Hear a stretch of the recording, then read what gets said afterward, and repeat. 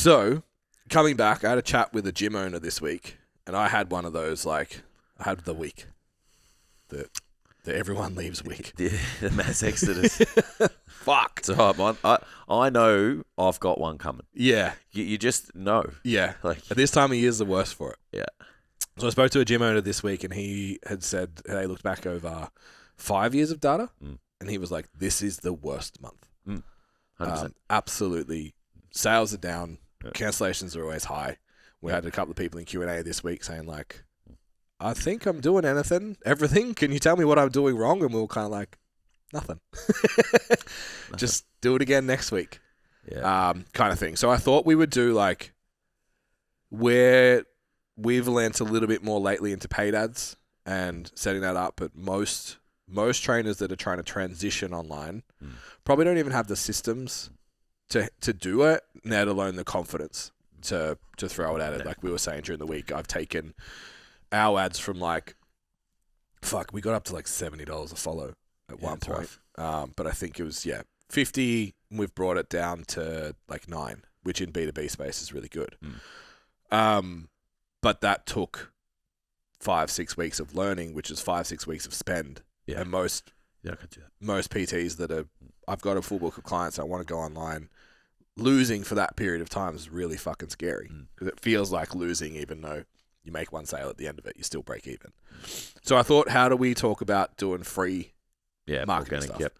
We've got one of our guys who, for extra context, who runs a small group training gym, who dabbled in ads, dabbles in socials, but's kind of in the trenches a lot, doesn't give it as much attention as it maybe deserves, and he's aware of that. So we're like, well, why don't we just make the community create the leads for you? So I thought it'd be cool to do an episode on getting free leads. Yeah. And especially in a time where, like this month, for example, is always bad every year. And then you've also got the public mood is challenging. I was talking to a investment banker last weekend as well. He's like, when things are good, the interest rates are lower, but not everyone can get loans from the bank. So that's our competition. And then when things are bad, we can pump interest rates up. So it's for our investors, it's much better, but no one wants to invest because they're all hunkering down their money. Yeah. This is a really interesting cycle. He's experiencing that a lot at the moment. Everyone's holding cash. Yeah. Which is, Yeah. you see that flow out into... It's not enough confidence at the moment. Correct. Yeah. Okay, so first thing that I've been trying to push a lot because it's something that worked incredibly well for me is just having ambassadors, especially when you're trying to grow. Yeah. And you have no proof. What I want to kind of caveat this at the start of, and we had this conversation in Q&A too, the biggest mistake the personal trainers make trying to get it from gym to online clients is spreading the same message, thinking they're talking to the same people. Yeah. And they're not. Your online client is not who hired you face-to-face. Who hired you face-to-face wants an appointment. They want to, they're handheld. They want technique advice. They want a friendship. They want all of that stuff. And if you told them they could pay the same price for what to them is a program and nutrition plan, they'd tell you to fuck off. Yeah. Agreed. And then most of them probably don't even understand what online coaching means. Like, do you walk around the gym with a Zoom? Like, how does that work? FaceTime people? So you need to present online to the person you want to train online. I mean, if you don't have any of those clients, you can't showcase that proof, then it becomes really challenging. So an ambassador is a way to do that. The standard I've set for our guys at the moment is like, if you're less than 10 clients, you should have 3. 10 to 20, you should have 2. Over that, maybe 1. That's just like the client that you would want to work with that you keep. Have you had ambassadors on the way through? Yeah, I did it poorly though. Okay. I didn't have a kind of a set timeline and the expectations were a bit like wishy-washy. Yep. But in saying that, I had a few people where they were on like an exceptionally good rate and then they would just bring in heaps of work. So I would just I just honoured just their current rate because of they're just bringing me heaps of work. So I technically you could say that that's kind of like a ambassador-ish type role. If I had to do it again, I would just do it a lot differently. Yeah. Yeah. I see the tremendous value in it. Tremendous value in it. Yeah. The most successful ones I've had were people who wanted the thing, but genuinely couldn't afford it. Agreed. But there was others that like could have paid for it but had status that were useful, and brand rec and all of that kind of stuff were useful. But the ones that like people came into the call and were like, I've seen this and I want that. Yeah. One of them was like, I can't afford it. And we were transitioning to app, and I was like, well, I need someone to test the app. Yeah. Go. And after 12 weeks, I'd already had referral. I was like, you keep doing what you're doing. I'll keep doing what I'm doing. And until this doesn't work anymore, we'll just go for it. Yeah. And yeah, easily my most successful kind of program. And I know you kind of took over like a whole town. Yeah. With that similar model. Yeah. Agreed. What would you do now? I would find, I would shortlist a group of people that, you can give value to and they can get the outcome you want. They probably got to have a little bit of a prospect, like an engagement base though. Yep. Like, there's no point like getting someone who like ticks all the boxes and then you look at the Instagram, they got 100 followers. Like, I think it's still like their reach and network has to be, extensive enough. Like, it doesn't necessarily just have to be social media based. Like, we've talked about one of the guys in Standout, like kind of getting into like a circle where there's like, people who he works with who are tradies and stuff. And it's not necessarily like, social media using that. So you've just got to think like, well, if I'm going to grab this person, like who are they going to, project my message to? Because that's essentially what you're trying to do. So once I'd select that, I would have just really strict conditions on, what they're expected to do and what I'm expected to do. You're going to offer your full service to that person because it's going to get the best outcome. There's no point in like partitioning things because they don't pay. It's like definitely not. They get all the trimmings so that the effectiveness of your method is shown. Yeah, is shown with the outcome, and then they're going to show the journey. But what I think people miss is like that person should be direct CTAing you. Like they should be not every time. Yeah, but there should be like I'm getting XYZ service from this person. It's great, and it's like if you want this, like you should be shout like they should directly be doing that. What I think happens is like you have to tag me in 3 posts a week or whatever it is, but there's just not a lot of context to it. So I think like there still needs to be like layers in that kind of agreement where it's like, hey man, like once a month, like direct, like I'm really enjoying this. If you're not enjoying it, don't fucking do it. Yeah. But then it's like we got to have a bit of a conversation about, is this the right fit? Yeah, and I think like looking at the ones that have worked for me, they're usually, I haven't even had to set that as a standard. They're so grateful both outcome wise because you have given them 100%, and because they were in positions where there's another one that like just same kids, family, like transition, IVF, all sorts of shit going on. I'm like, just keep fucking checking in.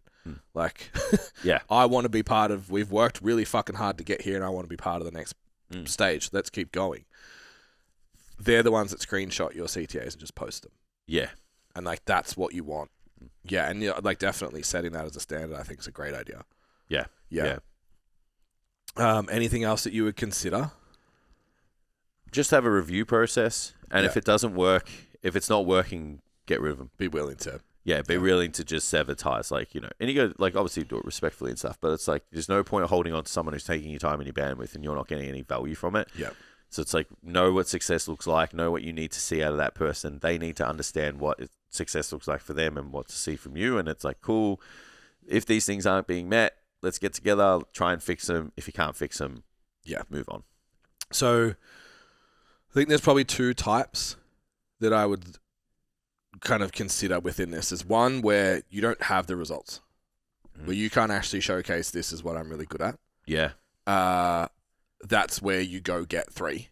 Yeah. And you're thinking of that less in that scenario, you're thinking less of what they can give you, less of what they can give the audience, more of what you can give them to then say, look what I did. Yeah, that you could even consider that as like a beta test as well. And that's exactly the word I was going to use. Like the client that came on for the app, I'm like, this is a beta test of this system. And it was a beta test of like the programming and the whatever system that I can be like, look, looks better, lifts way better, let's go. Yeah. People undervalue, especially when you knew like the benefit of being like, I got this really cool thing that I'm about to roll out. I need 5 people to battle test it. If you're this type of person and you want this outcome, like, hit me up. Yeah. Do you have 5 people? The odds, like, not only do you get proof and skill of doing it as well, so there's a bit of authority and confidence. Yeah. Out of those 5 people, like, the odds of those people staying on afterwards, like, look, we did this for 16 weeks and it's like, cool, you got this much. And it's like, but you've still got these goals and we can get them together. Like, this is what long-term coaching looks like. Like, they're going to sign on, man. Yeah, agreed. Some of them are. Yeah, they may not all, but you've still got a couple of long-term clients to work with. I think what you dropped in there is like the personal confidence. Yeah. That you had someone, you took them through your method, and then hopefully you have a method. Took them through your method and got the outcome, and then that'll give you, because everything else we're going to talk about is a little bit more outreach stuff, where you have to have that confidence to go speak to someone. Yeah. Maybe the reason you don't want to post, you don't want to DM, you don't want to ask for referrals, you don't want to do all the things is because you're actually not confident you can get the results. Yeah, maybe you struggle with content because you don't understand who you're working with because you haven't beta tested working with somebody. Yeah. A lot of them really struggle with the messaging, and it's because they're not curating it for a person. Like, they're learning. There's no better way to learn than to work with the people you have. And if you want to speed that up, then saying like working with 5 people to do that is a really effective way. Yeah, that was part of like early. I never, or still haven't, charged for like being at a comp. Yeah. For that reason. It's like, well, how am I going to then go talk about the process of your first comp or competing or getting stronger or whatever if I'm not there?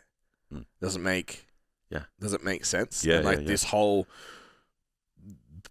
pathway of like, I'm going to go get the outcome, be there on the day, walk away with the content, the understanding of it, the being able to be like, yeah, you're going to feel this way because I've seen someone feel that way.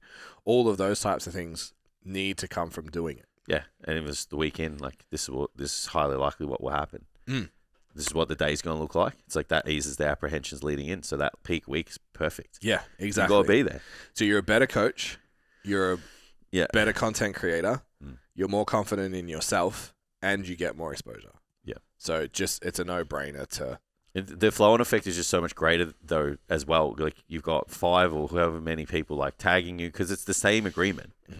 Yeah. As the ambassador, it's the same agreement. Yeah. So all this volume on the page, people seeing them doing the thing, like everything, the authority grows. Like, it makes things so much more fluid. Agreed. Yeah, we used to have a rule even for face-to-face. Like, there was 2 ways you could go about building your face-to-face business. 1, you can set a KPI that you're comfortable with, that you can hit every single week. So say it's 2 appointments, and you just rep, and you'll get busy. If you're a killer, and we had, 5 trainers maybe use this model that all went 0 to 40 in the space of 2 years. They did it in 12 weeks. We had it happen in the space of 2 years. The standard was, if you want to do 30 sessions, if you want to do 40 sessions, do 40 sessions. Yeah. So when you would have a block of PT, you're calling people. You're doing consults. And until you have no room left because you have it's all full of clients. Occupying the time that you want. Yeah. Correct.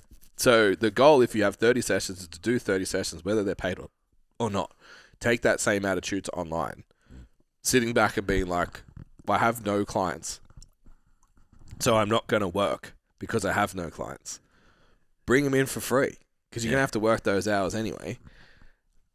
Put the runs on the board, show the intent. I think it all just comes back to that. I feel like people, like we had the question during the week, like, do I just send them a PDF or a spreadsheet program? It's like, give them everything. Yeah, man. Like you have all the bandwidth because you have no one yet. Like, go just fucking bring them all in. Yeah. Because you're going to have to also, another skill that you get from that is actually managing a client book. Yeah. Which is something that a lot of people struggle with. It's like, if you feel busy at 10 clients, fuck. 35 is going to be terrifying. Yeah. It's just pressure test for capacity. You always can do more. Correct. Yeah. Do a day like 20 check-ins and you'd be like, whew. Yeah. Yeah. Oh, how did I ever, now you're like, fuck, man, I only got 20 check-ins. It's crazy. Yeah. Yeah. The next one I think is internal challenges. Yeah. So everyone thinks challenges and thinks I have to go out and sell it. Yeah. Internal challenges are really, really valuable for